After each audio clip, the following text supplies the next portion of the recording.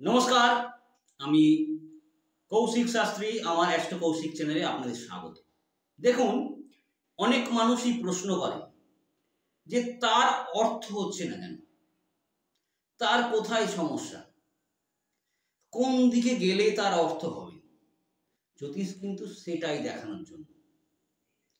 জ্যোতিষ বলে দেয় যে আপনার জীবনের উদ্দেশ্য কি, আপনি কোন উদ্দেশ্যে এই পৃথিবীতে জন্মগ্রহণ করেছেন এবং আপনার জীবনের অর্থ যে আপনি গেইন করবেন সেটা কোন দিক থেকে করবেন। দেখুন, সাধারণত ইনকাম বা গেইন এটা আমরা কিন্তু আমাদের জন্মকুষ্ঠির একাদশ হাউস অর্থাৎ 11th হাউস থেকে দেখি। কিন্তু 11th হাউস যে তার বসে থাকা গ্রহ প্রথমেই দেখতে হবে, এবং যদি না সেখানে গ্রহ থাকে সেখানে তার অধিপতিকে দেখতে হবে বা তার সেখানে কোন দৃষ্টি আছে সেটা দেখতে হবে।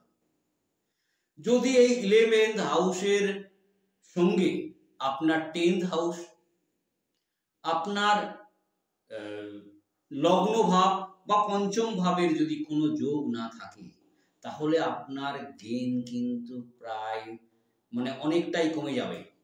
এই জন্য বলা হয় যে লগ্নে এই 11th হাউসে যদি কোনো অর্থ না থাকে তাহলে আপনি কিন্তু অনেকটা পিছিয়ে পড়বেন। বুঝতে পেরেছেন? তো অতএব একাদশ হাউস কিন্তু মোর ইম্পর্টেন্ট।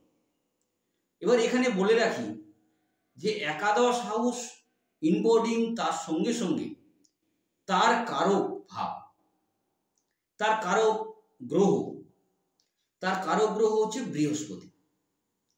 বৃহস্পতিকে কিন্তু দেখতেই হবে, কারণ একাদশ হাউসের মেন কারক গ্রহ কিন্তু বৃহস্পতি।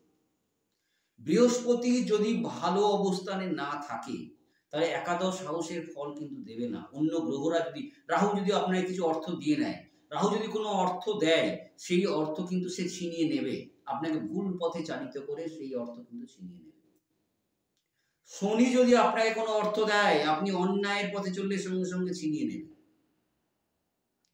শুক্র যে অর্থ দেবে সেই অর্থ কিন্তু শৌখিনতার পিছনে ব্যয় করে দেবেন আপনি।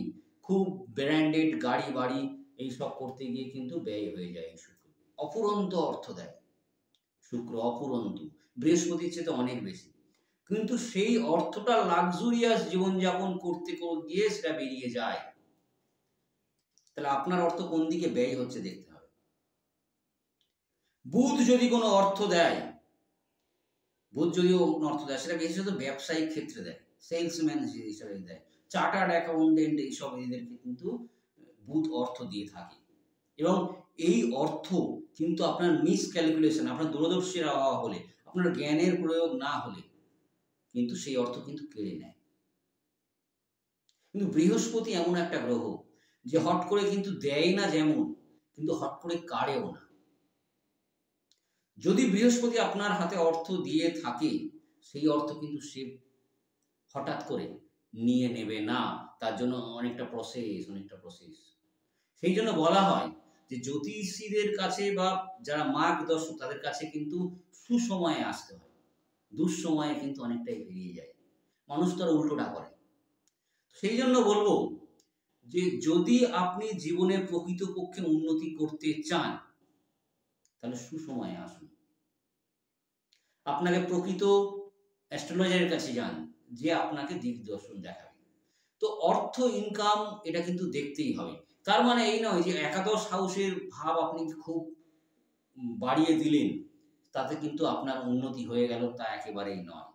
আপনার ইনকামের পথ, আপনি কোন দিকে ইনকাম করছেন বা কোন দিক থেকে আপনার আসবে অর্থ, আপনি পৈতৃক সূত্রে হঠাৎ করে পাবেন, আপনি লটারি পাবেন, বা আপনি হঠাৎ করে কোনো পৈতৃক বা আত্মীয়ের সম্পত্তি পেয়ে গেলেন, নাকি আপনি অর্থ নিজে সঞ্চয় করে পাবেন, সেটা কিন্তু আপনার জন্মকুষ্ঠি বলে দেবে।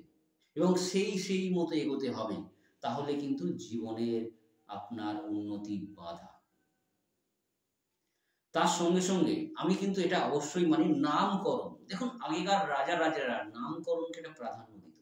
যদি নামকরণ সঠিক হয় না, তাহলে কিন্তু আপনার জীবনে অনেক সমস্যা কিন্তু দূরীভূত হয়ে যায়। কারণ নাম যে অক্ষরগুলো সেগুলো একেবারে সংখ্যা, নিউমোলজি অনুযায়ী। তো সংখ্যা এবং একটা সংখ্যা একটা গ্রহকে ডিনোট করে। তো সঠিক নাম যদি বাছা হয় তাহলে অটোমেটিক্যালি আপনার অ্যাস্ট্রোলজিক্যাল রেমেডির অনেক প্রয়োজন হয়ে পড়ে না। তো সেই দিকে অবশ্যই খেয়াল রাখতে হবে। অবশ্যই মনে রাখতে হবে যে নামকরণ যেন আপনার সঠিক হয়। সেই জন্য তো দেখবেন ঋত্বিক রোশনের জায়গায় এইচ বসিয়ে দেওয়া হয়েছে। অজয়ের জায়গায় এক্সট্রা এ বসিয়ে দেওয়া হয়েছে। এরা কি ভুল করে করেছে? না, একেবারেই নয়। এরা কিন্তু সঠিক গাইডেন্স, অ্যাস্ট্রোলজিক্যাল গাইডেন্স নিয়ে এগুলো করেছে। নাম চেঞ্জ করে দেয়। বড়, বড় স্টাররা যে পৈতৃক নাম ছিল, পিতৃপ্রদত্ত নাম ছিল সেগুলো চেঞ্জ করে দেয়। কেন? তারা জানতে পারে যে সেই নামে কিন্তু তাদের সাকসেস আসবে না। তো সেইগুলোও একটা ফ্যাক্টর। তো যাই হোক, অর 11th হাউস তো অবশ্যই দেখতে হবে এবং বৃহস্পতিকে দেখতে হবে। রাহু যে অর্থ দেবে সেই অর্থ আপনি কিন্তু রাখতে পারবেন না। জুয়া, মদ, নেশা করে বা কোনোভাবে গ্যাম্বলিং করে আপনি অর্থ দেবেন। আর যদি রাখতে চান সেটারও একটা গাইডেন্স থাকা দরকার। রাহুকে তুষ্ট করা দরকার।